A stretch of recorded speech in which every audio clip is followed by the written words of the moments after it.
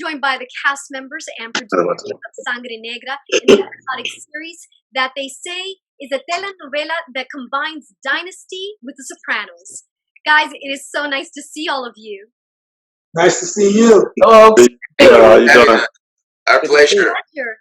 Are all of you in California? Yes, ma'am.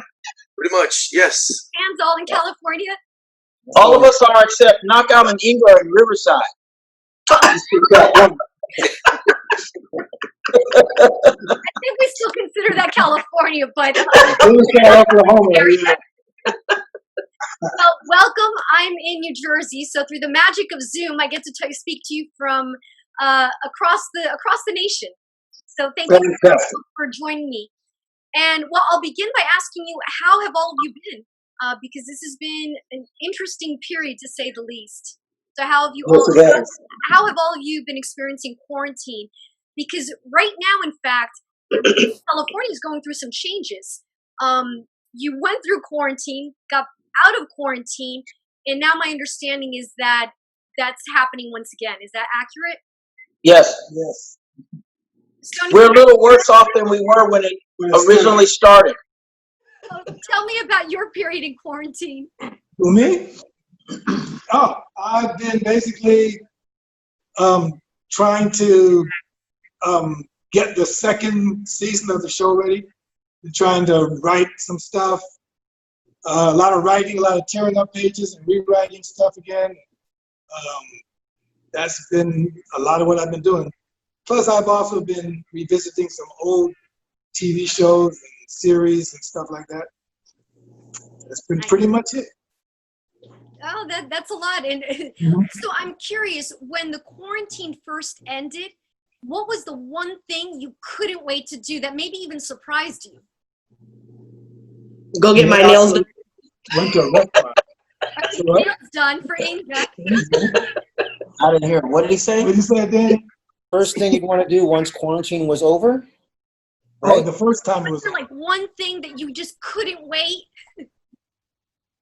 I'd love to go back to the movies and see some of those classics on the big screen. That would be great. Not just the new ones that have come out, but hopefully, like a Lawrence of Arabia or, Aliens or something like that. Superhero film on the big screen with everybody. That would be great. Anthony, you mentioned that part of what you've been doing during quarantine is actually working on the show. So for our viewers, I want to share with everyone the premise of the show. So I talked a little bit about it at the very beginning. So I saw it described as political struggles, volatile romances, Dynasty, meets Sopranos. I mean, you're quite the cast of characters. Yes, we are. So, Yes, we are. We have co-executive producers, Inga and Karriem. Share with me about the show itself, and what were some of the ideas for those behind the scenes in terms of putting this show together? And for those that may not have had the pleasure of seeing it, a lot of the main cast members happen to be Latino. So I'm curious, was that done intentionally because you wanted to show Latinos in playing strong characters in roles that are impacting society, whether that's in a good way or bad way? And I say that just because of the characters and what they do in the show. Inga and Karriem, as executive producers, any thoughts or that you want to share with our viewers? Just about Well, that question could be answered really better by Antonio McKay, because a lot of the writing and stuff was already in place when we came along to the project.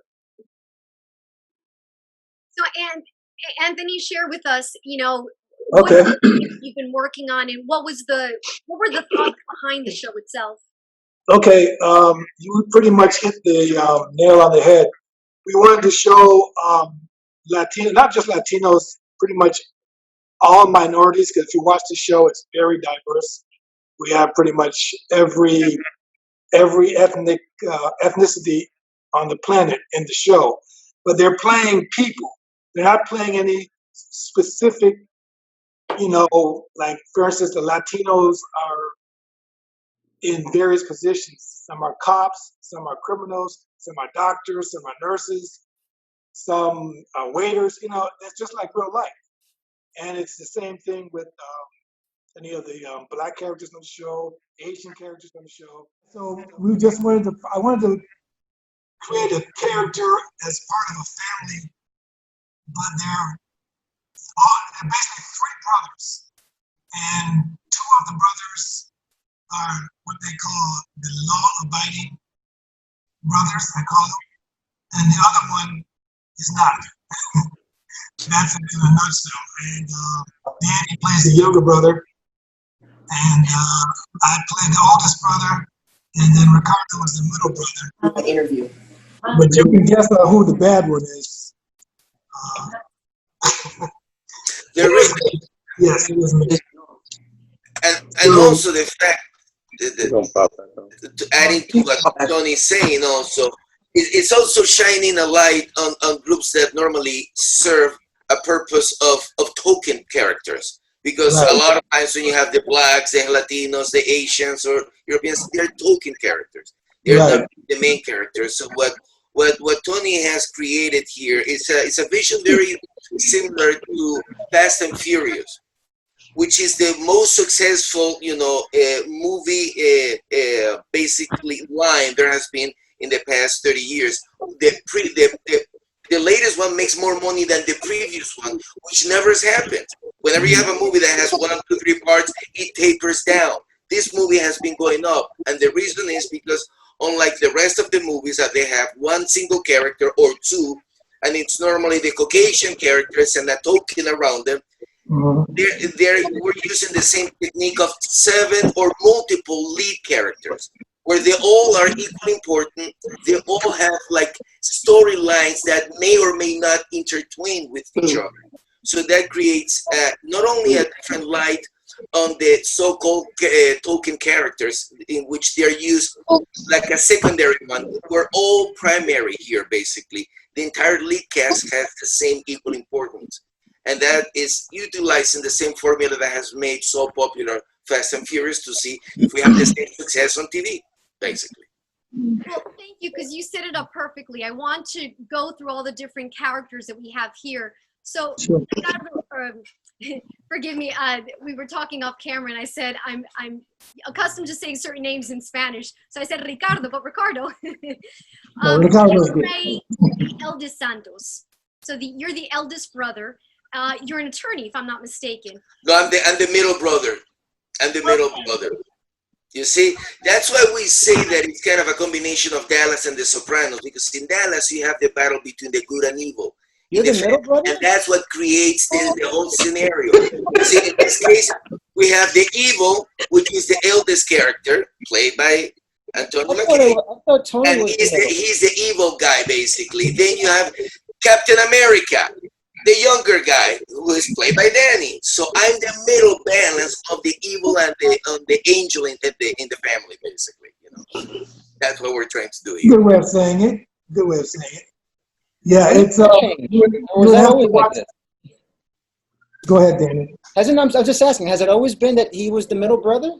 No, it hasn't always been that way. But it was changed about 2 episodes in. Gotta keep up, Danny. No, it's okay. About 2 episodes in. Again, wait. There's going to be in season 2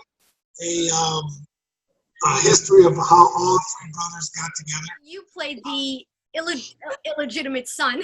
Yes. And you're the bad boy, of the brothers.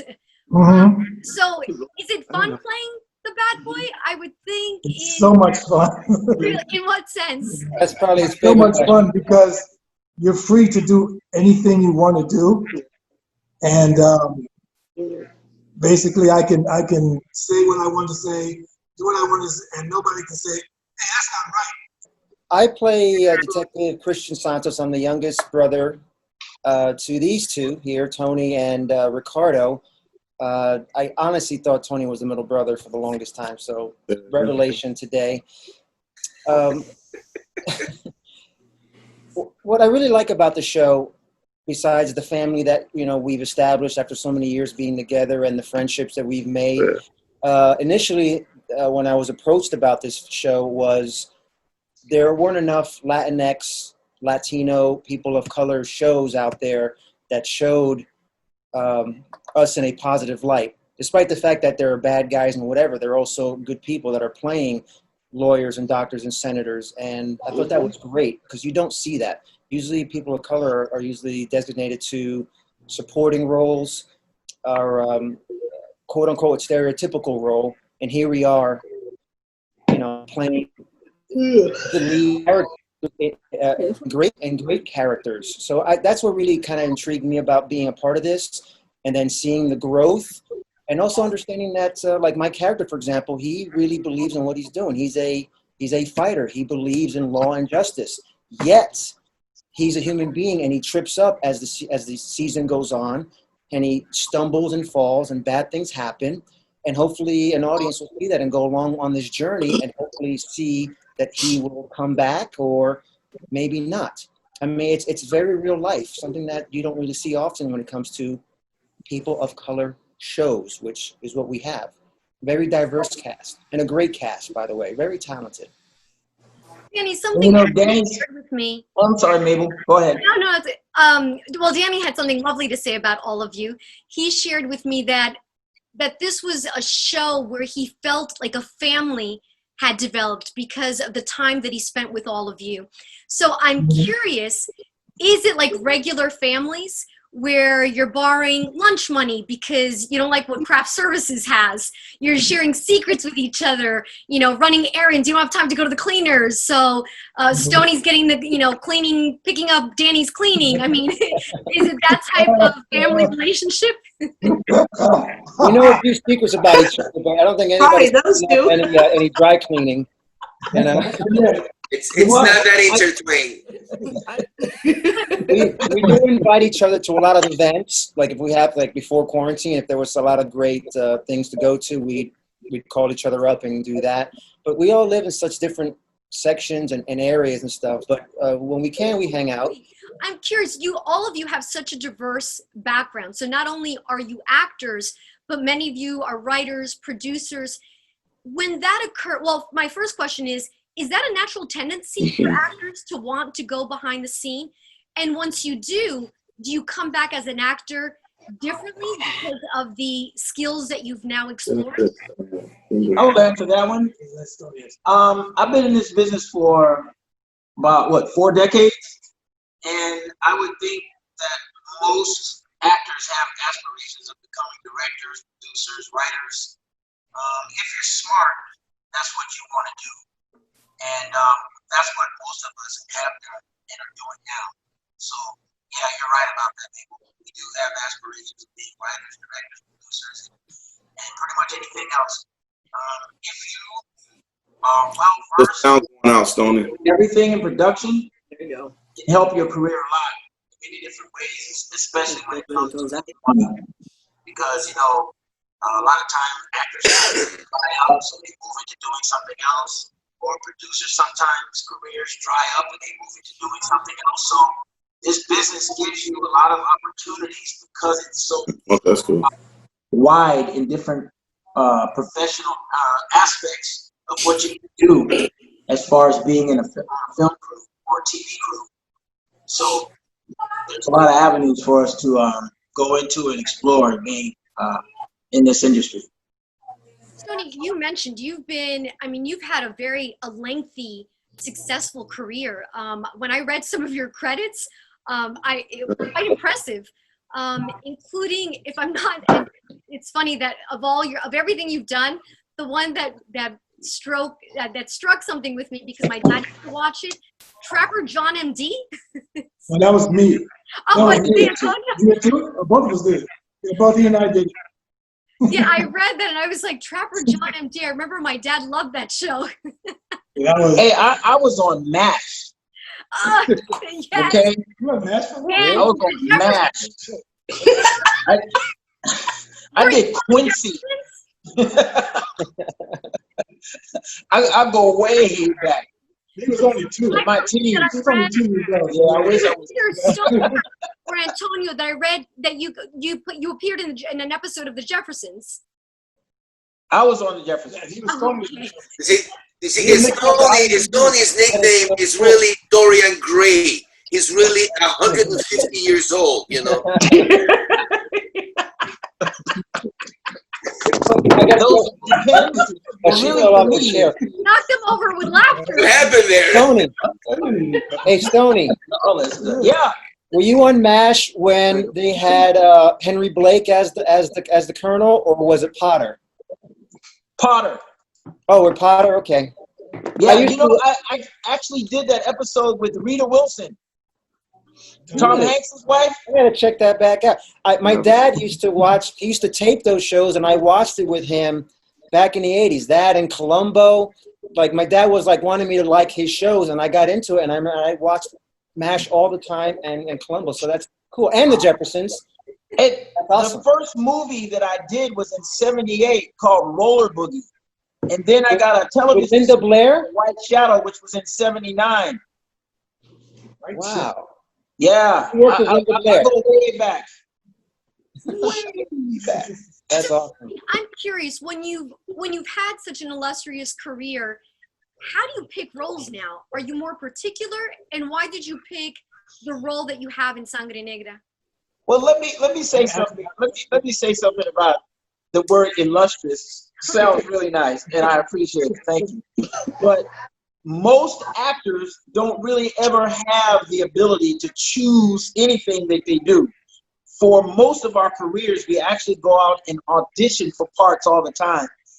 There are, obviously what they call A-list, which at that point when you get there, and I've been there in certain parts of my career, but when you become that, then you start getting offers to you for different roles. So that being said, I've actually turned down things that I just didn't like or thought would fit me. And that goes from money that was offered to the type of character that was offered. So there's certain things that I will not do as an actor in this industry. So yeah, there are things that I will turn down and not do. But it hadn't been much. So tell them how you got this. Antonio, asking you the same question. I mean, you've played numerous roles as well. Well, You, as you're getting older, as you have more experience in this industry, are there specific roles that you simply won't do? Are there things that you can't wait to do that you just haven't had the opportunity to do yet? well, I found that as the years go by, can you hear me better now? A little He won't play a man.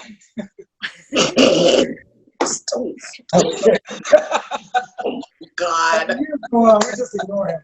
As the years go on, there was a point in my career where I would like to tell the story.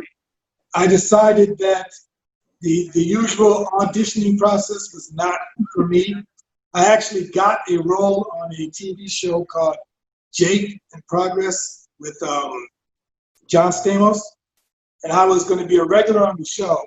And then the night before we were supposed to start shooting, I got called in by the network, and they said, "We really like you, and everybody likes you on the show, but you seem to be a little bit distracting from John.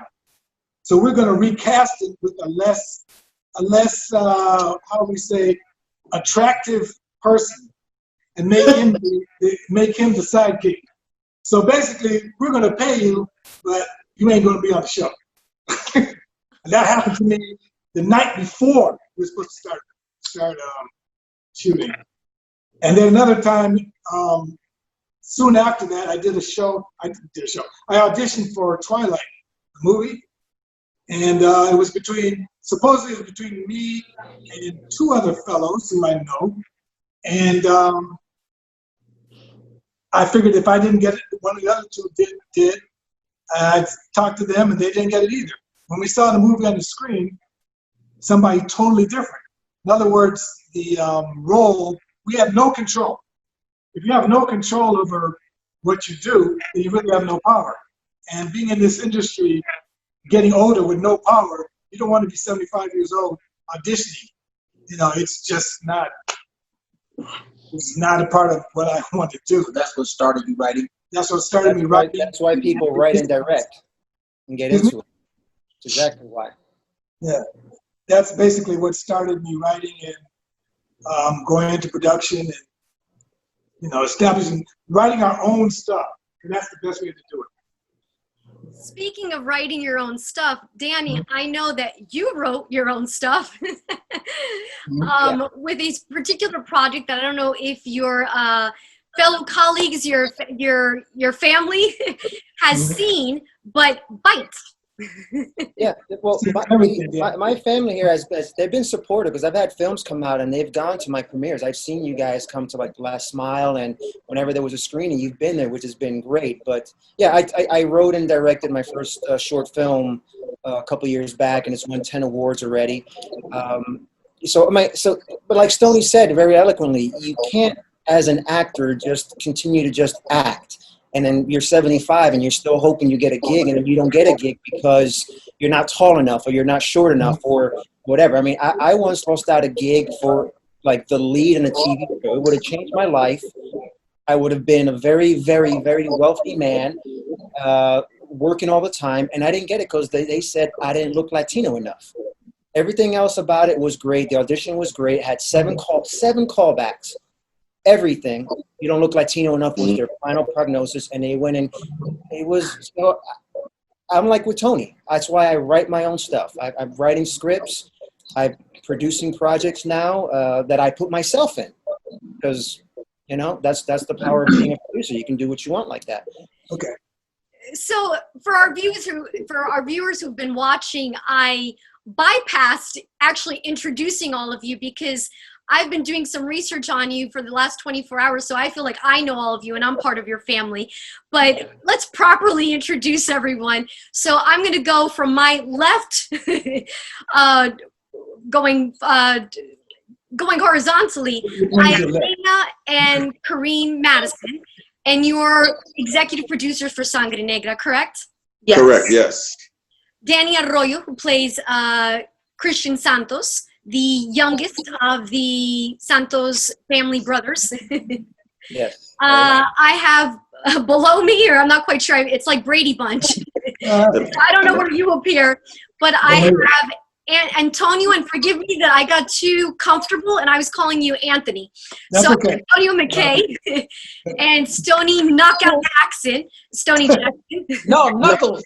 Knuckles. Not Karriem. I'm Stoney Knuckles Jackson. And of course, Ricardo Herranz in Spanish or Herranz in English. Either or, it all works. It's all good. So Ricardo, in fact, perfect segue. You were born in Venezuela. Correct. So our families are neighbors. My family's from Colombia. Oh. So when I read that, and you started out your career with RCTV? Correct. And then you moved to Mexico. So your career began in Latin America. What was that transition like into the United States?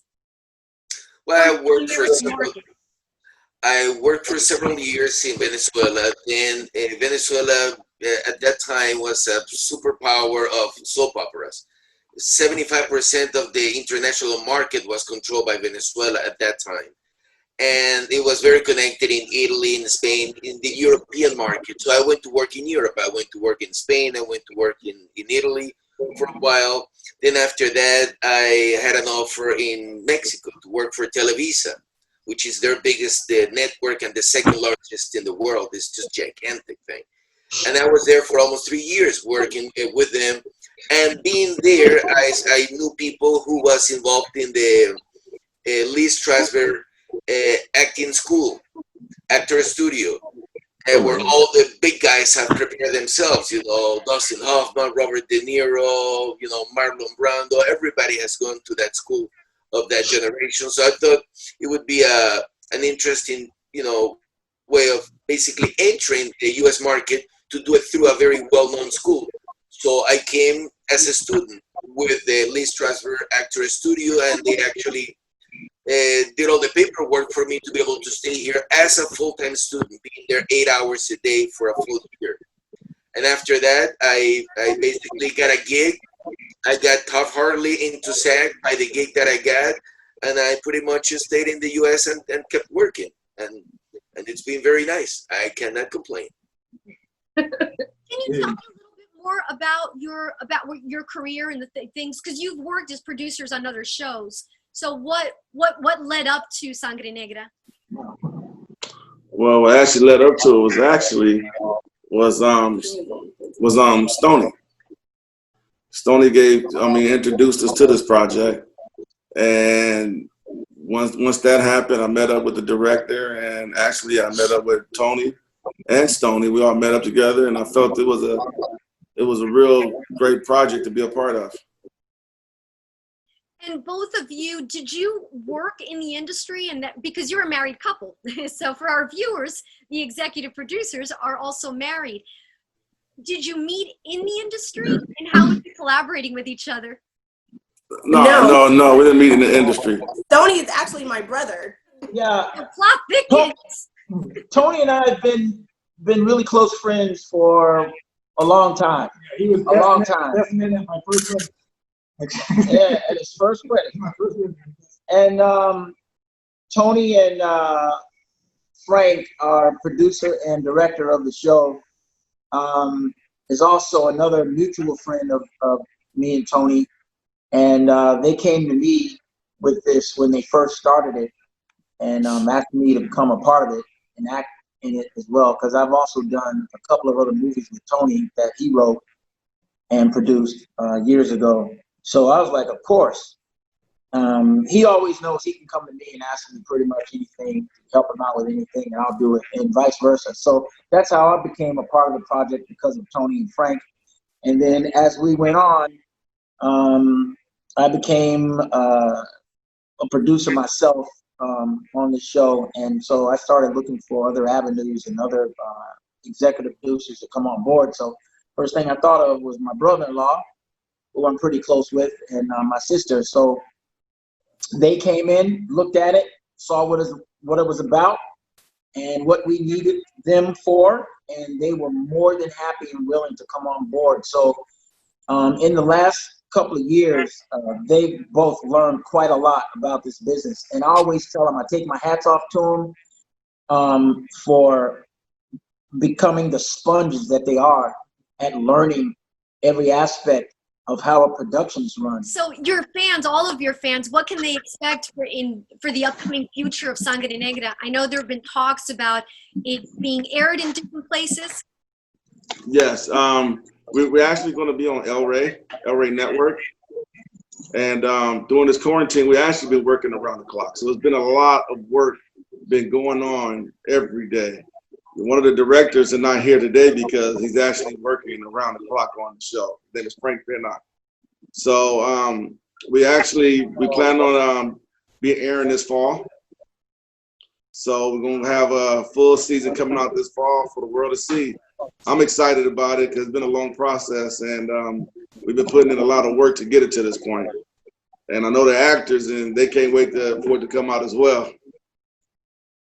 So this is news for me too. Like, so officially the fall for sure for yes, we don't have a set date. We were actually working on that as well, but it'll be out this fall. Wow.